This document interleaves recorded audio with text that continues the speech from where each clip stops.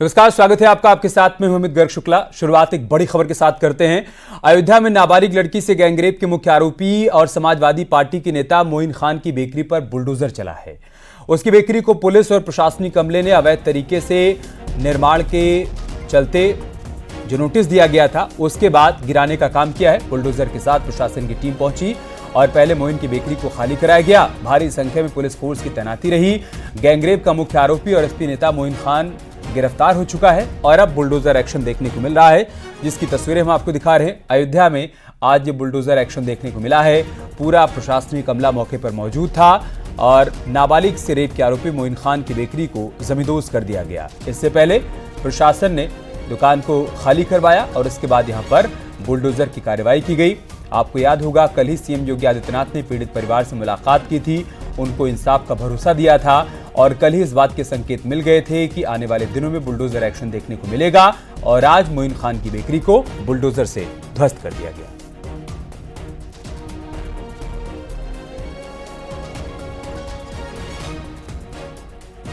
चल रही है अब ये तो देखिए, ये माननीय मुख्यमंत्री जी का तो बहुत पुरानी विचारधारा है, बहुत पुरानी विचारधारा है और मुस्लिम से यादव से पता नहीं कौन सी दुश्मनी है, हमें बता ही नहीं सकते।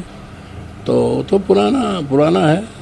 मतलब आप ये कह रहे हैं कि समाजवादी पार्टी भी इस घटना में जांच की मांग और न्याय की बात कर रही है, किसी को कहीं पे किसी भी अपराधी के साथ नहीं है।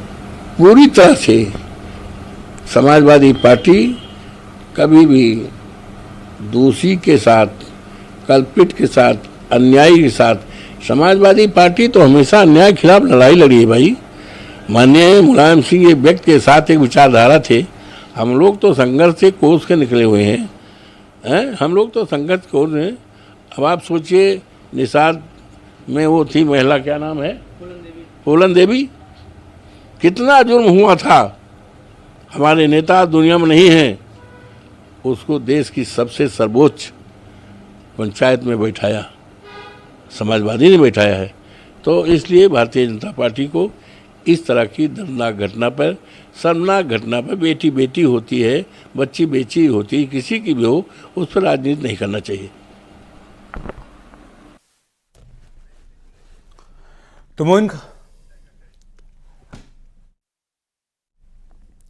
मोइन खान ने बेकरी बनाने के लिए अवैध जमीन पर कब्जा किया था। एक बाउंड्री वॉल भी वहां पर गिराई गई जो कि तालाब के पास बनाई गई थी। ये तमाम बातें जांच के बाद सामने आई और उसके बाद ही वहां पर ये एक्शन देखने को मिला है। तस्वीरें हम आपको दिखा रहे हैं। आप देखिए, मोइन खान ने जो बेकरी बनाई थी वो अवैध पाई गई। इसके अलावा उसने एक और बाउंड्री वॉल यहां पर खिंचवा रखी थी तालाब के ठीक पास में, उसको भी बुलडोजर के जरिए गिरा दिया गया है। दूसरी तरफ समाजवादी पार्टी के नेताओं का रिएक्शन सामने आ रहा है। अवधेश प्रसाद को आपने सुना, जो कि रेप के एक आरोपी की जाति और धर्म देख रहे हैं।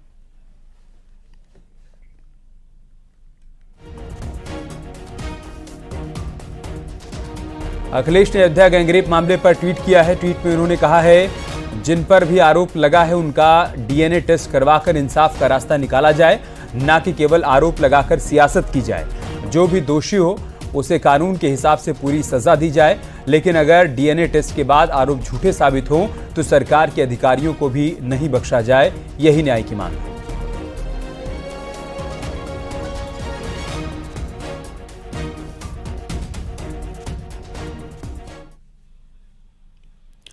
बीएसपी सुप्रीमो मायावती ने अखिलेश यादव के पोस्ट पर पलटवार किया। उनका कहना है कि यूपी सरकार द्वारा अयोध्या गैंगरेप केस में आरोपी के विरुद्ध की जा रही सख्त कार्रवाई उचित है, लेकिन एसपी का यह कहना कि आरोपी का डीएनए टेस्ट होना चाहिए, इसे क्या समझा जाए।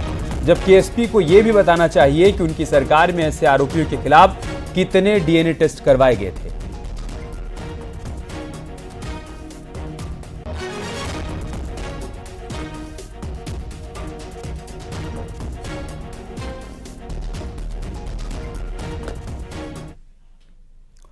बीजेपी का एक प्रतिनिधिमंडल कल अयोध्या जाएगा। गैंगरेप पीड़िता और परिवार से मिलेगा डेलीगेशन।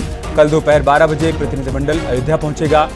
राज्यसभा सांसद बाबूराम निषाद, नरेंद्र कश्यप पार्टी नेतृत्व को रिपोर्ट सौंपेंगे। कल दोपहर 12 बजे बीजेपी का एक डेलीगेशन अयोध्या जाएगा, पीड़ित परिवार से मुलाकात करेगा। इस प्रतिनिधिमंडल में राज्यसभा के सांसद बाबूराम निषाद होंगे, नरेंद्र कश्यप होंगे। इनकी तरफ से एक रिपोर्ट तैयार की जाएगी और उसे केंद्रीय नेतृत्व को सौंपा जाएगा।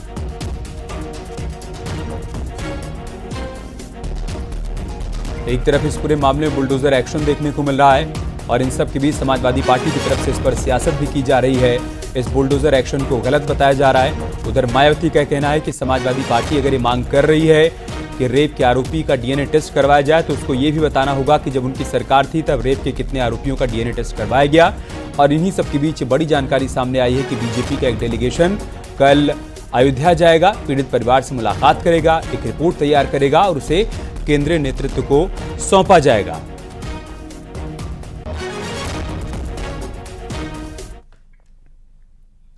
अयोध्या नाबालिग से गैंगरेप मामले में पीड़ित परिवार पर सुलह करने का दबाव बनाया जा रहा है। समझौता नहीं करने पर जान से मारने की धमकी देने का आरोप लगा है। इस मामले में एसपी नेता और नगर पंचायत भदरसा के चेयरमैन मोहम्मद राशिद, एसपी नेता जय सिंह राणा समेत 3 लोगों के खिलाफ केस दर्ज कराया गया है। बीजेपी नेता राम सेवक दास ने कोतवाली नगर में मुकदमा दर्ज करवाया। आरोप के मुताबिक तीनों नेताओं ने जिला महिला अस्पताल जाकर पीड़ित परिवार पर समझौते का दबाव बनाया।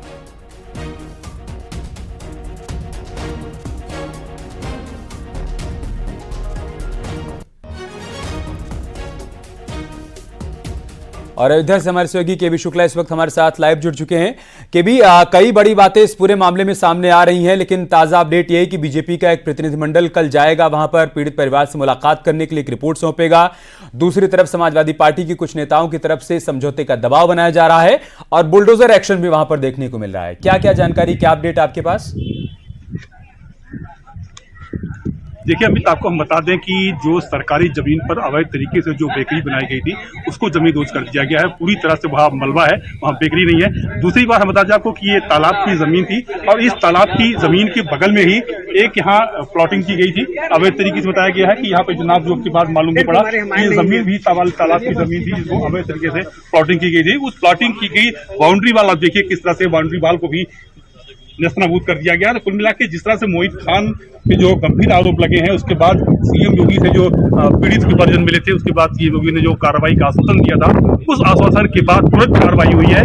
वहां पे एसएचओ और चौकी प्रभारी पुलिस सस्पेंड हुए। उसके बाद जमीन की नापजोख हुई, जहां पर जो सरकारी जमीन पाई गई है उसको नेस्तनाबूद कर दी गई है। ये प्लॉटिंग की गई थी, ये प्लॉटिंग दी गई, ये अवैध तरीके से प्लॉटिंग कर ये जमीन कब्जा किया गया था और अब इसको जो बाउंड्री वाल है उसको नेस्तनाबूद कर दिया गया। हम बता दें आपको ये इनके पीछे ये शॉपिंग कॉम्प्लेक्स भी है। ये देखिए ये शॉपिंग कॉम्प्लेक्स है, ये भी हिस्सा जो है वो सरकारी जमीन बना हुआ है, उसको यहाँ पर चिन्हित कर दिया गया है। उसके बाद इस शॉपिंग कॉम्प्लेक्स में एक पीएनबी बैंक भी है, उस बैंक के जरिए आज जो है इस पर कार्रवाई नहीं हुई है। जो भी यहाँ पर दुकानदार है, बैंक है, उनको नोटिस जाएगी कि वो इसको खाली कर दें। खाली करने के बाद इस पर भी कार्रवाई की जाएगी। कुल मिला देखिए निशान बनाया गया है, इस निशान के इस तरफ जो है ये जमीन जो है वो सरकारी जमीन है, यहाँ खाली कराई जाएगी। कुछ ये जो है इसका जो हिस्सा है वो हिस्सा गिराया जाए। कुल मिला के जिस तरह से सीएम योगी के आश्वासन के बाद कार्रवाई करने की बात कही गई थी, विधानसभा में योगी पहले ही कह चुके हैं कि वो अपराधियों को मिट्टी मिला देंगे, तो आज मोहित खान के गुरूर को भी मिट्टी मिला दिया गया है। अमित, जिस तरह से कार्रवाई हुई है, चाहे वो गिरफ्तारी का मामला हो, फिर उसके बाद चाहे कार्रवाई करने का हो, इसके बावजूद एक अपडेट और बीच में आया कि जो भदरसा के जो चेयरमैन है मोहम्मद राशिद खान, उन्होंने परिजन से जिला अस्पताल में मिलकर उनको धमकी दी, उनको प्रलोभन भी दिया कि सुलह कर ले, लेकिन जब बात नहीं बनी तो उनको धमकी भी दी गई। इसकी एक एफआईआर भी दर्ज हुई है कोतवाली नगर में और अब उनकी गिरफ्तारी के प्रयास किए जा रहे हैं, जो कि मामला धमकी जुड़ा हुआ है। इसी से जुड़ा मेरा एक सवाल है कि गिरफ्तारी भी हो सकती है। इसी से जुड़ा मेरा एक सवाल है कि मोइन खान की जितनी भी संपत्तियां हैं ये उसकी निजी संपत्तियां हैं या इसमें वो लोग भी शामिल है जिनको एक डर है कि कहीं ऐसा ना हो कि जब खुलासा हो और जांच आगे बढ़े तो उनका भी नाम सामने आ जाए कि वो भी मोइन खान के अवैध कब्जे में शामिल थे या उसके व्यवसाय को फलने फूलने में उसकी मदद कर रहे थे, चाहे जो समझौते का दबाव बना रहे थे वो हो या फिर जो बुलडोजर एक्शन की कार्रवाई पर सवाल खड़े कर रहे हो वो हो। देखिए आपको हम बता दें कि जो यहाँ के चेयरमैन हैं मोहम्मद राशिद खान, रसूखदार आदमी हैं, उनकी भी एक स्टार बेकरी चलती है वो फैजाबाद शहर में। वहाँ से इनकी बेकरी में सप्लाई होती थी, जो माल स्टार बेकरी में आता था वही A1 बेकरी में आता था। तो कुल मिला के राशिद खान से मोहित खान के अच्छे संबंध हैं और उनका समर्थन भी करते आए हैं। उन्हीं के समर्थन को जिला अस्पताल भी गए थे, तो कहीं ना कहीं मामला राशिद खान से भी जुड़ा हुआ है। जब जांच होगी तो राशिद खान के जो उनके संबंध हैं या जो ताल्लुकात हैं, चाहे वो व्यावसायिक हो या पारिवारिक हो, वो भी खुल के सामने आएंगे। अगर व्यवसायिक संबंध खुल के सामने आए हैं तो मोहम्मद राशिद खान पर भी कार्रवाई हो सकती है। जिस तरह से मोहित खान की बेकरी पर कार्रवाई हुई है। अगर गिरफ्तारी नहीं हुई तो मोहम्मद राशिद खान के स्टार बेकरी पर भी छापा पड़ सकता है, वहां पर भी कार्रवाई हो सकती है, क्योंकि शहर के चौक में स्थित स्टार बेकरी मोहम्मद राशिद खान की है। वो उस बेकरी पर भी छापे पड़ सकते हैं, वहां पर कार्रवाई हो सकती है, क्योंकि गिरफ्तारी के प्रयास किए जा रहे हैं। अगर मोहम्मद राशिद खान को सरेंडर नहीं किया तो ये भी कार्रवाई हो सकती है। उसके बाद जो उनके व्यवसायिक रिश्ते होंगे वो भी खुल के सामने आएंगे। आप तमाम लोग इस बुलडोजर एक्शन पर सवाल खड़े कर रहे हैं केबी शुक्ला, लेकिन अयोध्या के लोग क्या कह रहे हैं, पीड़ित परिवार क्या कह रहा है? क्या पीड़ित परिवार को लग रहा है कि अब उसे हर हाल में पूरा इंसाफ मिलकर रहेगा, जिस तरीके से कल सीएम योगी ने आश्वासन दिया और आज वहां बुलडोजर एक्शन देखने को मिल रहा है? देखिए, सीएम योगी से मिलने के बाद परिवार जब बाहर निकला था तभी मीडिया से कहा था कि बाबा ने कहा है कि बुलडोजर चलेगा। बुलडोजर के सवाल पे ही वहां पर परिजन संतुष्ट हो गए थे। हालांकि जब आज बेकरी ध्वस्त कर दी गई है तो उसके बाद भी उनको कहीं न कहीं राहत महसूस हुई होगी कि उनको इंसाफ मिल रहा है। जिस तरह से यहाँ राजनीति शुरू हुई, सपा अपना पक्ष रख रही है, चाहे अवधेश प्रसाद हो चाहे पवन पांडे हो, सब उनके पक्ष में आ रहे हैं। अखिलेश यादव लेने की बात कर रहे हैं, तो कहीं न कहीं उनको बचाने का प्रयास हर कोई कर रहा है। लेकिन जिस तरह से हैवानियत हुई 12 साल बच्ची के साथ, ये प्रश्न ये उठता है, अगर कहीं कहीं जो हिंदू संगठनों के बीच में ना आए होते तो शायद मामला दर्ज जाता, क्योंकि 30 घंटे तक एफआईआर दर्ज हुई और उसकी वजह यही थी कि मोहित खान की बिल्डिंग में भद्रता चौकी चल रही थी। 2012 से जब पंजाब में दंगा हुआ था उसके बाद भद्रता में यह चौकी खोली गई थी। 2012 से मोहित खान की बिल्डिंग में ही चौकी चल रही थी और जब एफआईआर दर्ज हुई, जब गिरफ्तारी हुई तो रातों रात चौकी को शिफ्ट कर दिया गया। अब उस बिल्डिंग की भी जांच हो रही है कि जिसमें चौकी हुआ करती थी, क्या वो बिल्डिंग सरकारी जमीन पे है या उनकी बेनामी जमीन पर है, फिलहाल भी जांच का विषय है, उसकी भी जांच हो रही है। तो जिस तरह से ये मामले खुलासे हो रहे हैं, जिस तरह से नए नए अपडेट आ रहे हैं, वो देखा जाए तो कहीं न कहीं ये जो है वो हैवानियत से जुड़ा हुआ है। लोग यहाँ अगर खुल के नहीं बोलना चाहते हैं, लेकिन जो उनके रवैये रहे हैं मोहित खान के, वो कहीं न कहीं संदेह रहा है कि जिस तरह से अभय सिंह ने भी मीडिया से कहा कि भतरसा में सिर्फ एक ही बच्ची नहीं है और भी बच्चों से इस तरह की हरकत की गई है, तो ये सब चीजें जो खुल के सामने आ रही हैं, बताया गया कि उनकी सुनवाई नहीं हुई, उनकी शिकायतें नहीं सुनी गई। और अब जब इस बच्ची ने, इनके परिजन ने जब मामले को सामने लाया, मीडिया के सामने आया, सीएम योगी से मिले, जब कार्रवाई हुई तो और भी मामले अब सामने खुलने आ रहे हैं कि उन पर भी कार्रवाई होनी चाहिए। क्या उसमें पुलिस की लापरवाही थी या फिर चेयरमैन या मोहित खान का दबाव था? इन सब की बातें अब तरफ खुलने वाली है। केबी, क्या बुलडोजर वहां से चले गए हैं या अभी हैं? आज भी कुछ कार्रवाई हो सकती है?